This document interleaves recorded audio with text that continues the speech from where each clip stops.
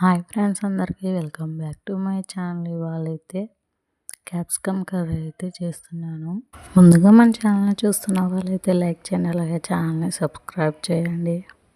First మనం capsicum ముక్కలు అయితే సన్నగా తరిగి పెట్టుకోవాలి. నెక్స్ట్ వచ్చేసి ఉల్లిపాయ ముక్కలు కూడా తరిగి పెట్టాలి, ఇంకా టమాటా ముక్కలు.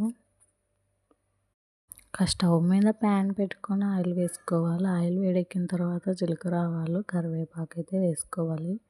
కరివేపాకు వేగిన తర్వాత అయితే ఉల్లిపాయ ముక్కలు వేసుకొని కలుపుకోవాలి బాగా.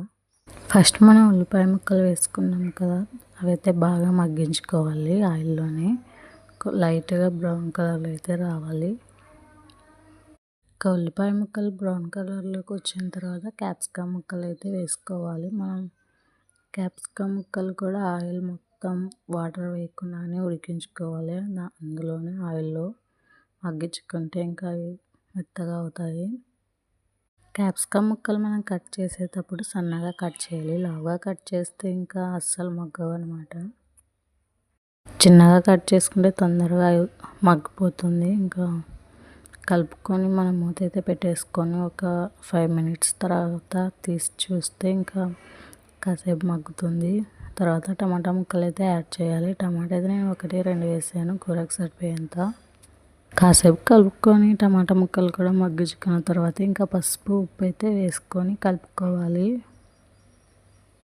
పసుపు, ఉప్పు కలుపుకున్న తర్వాత ఇంకా కూరలో అయితే వాటర్ అయితే తేలుతాయి పైకి, అవన్నీ మగ్గిపోవాలి. ఇంకా నీళ్ళు ఏం లేకోకుండా అయితే ఉండాలి. అలా అయితే కర్రీ చాలా టేస్ట్గా ఉంటుంది, సూపర్ ఉంటుంది. ఇంకా కాసేపు మూత పెట్టి ఇంకా మగ్గించుకోవాలి. అదే మగ్గిపోతుంది. ఇంకా పసుపు వేసాను కదా, నెక్స్ట్ వచ్చేసి కారం వేసుకొని అయితే కలుపుకోవాలి. నీళ్ళన్నీ అయిపోయిన తర్వాత కారం వేసుకోవాలి. కారం వేసుకొని కలుపుకున్న తర్వాత కాసేపు అయితే మూత పెట్టేసి మగ్గించుకోవాలి. కొంచెం అల్లం వెల్లుల్లి పేస్ట్ వేసుకొని అల్లం వెల్లుల్లి పేస్ట్ వేసి కలుపుకున్న తర్వాత వాటర్ వేసుకొని కలుపుకోవాలి. కాసేపు అయితే మూత పెట్టుకొని మగ్గించుకుంటే ఇంకా కూర అయితే కాసేపు ఉడుకుతుంది అన్నమాట.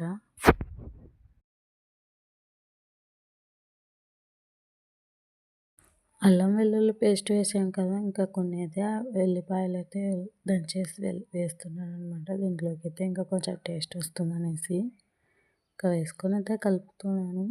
నెక్స్ట్ వచ్చేసి మనం పల్లీలు ఇంకా నువ్వులు వేసుకొని వేయించుకొని ఇంకా మిక్సీ అయితే పట్టుకోవాలి.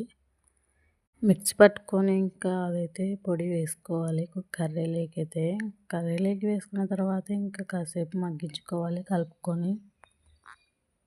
ఇంకా ఒక 2 మినిట్స్ మగ్గించుకుంటే మనకు కర్రీ అయితే రెడీ అయిపోతుంది. ఎంతో టేస్టీ అయిన capsicum curry.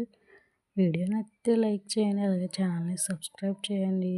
Thanks for watching. Love you all. Bye bye.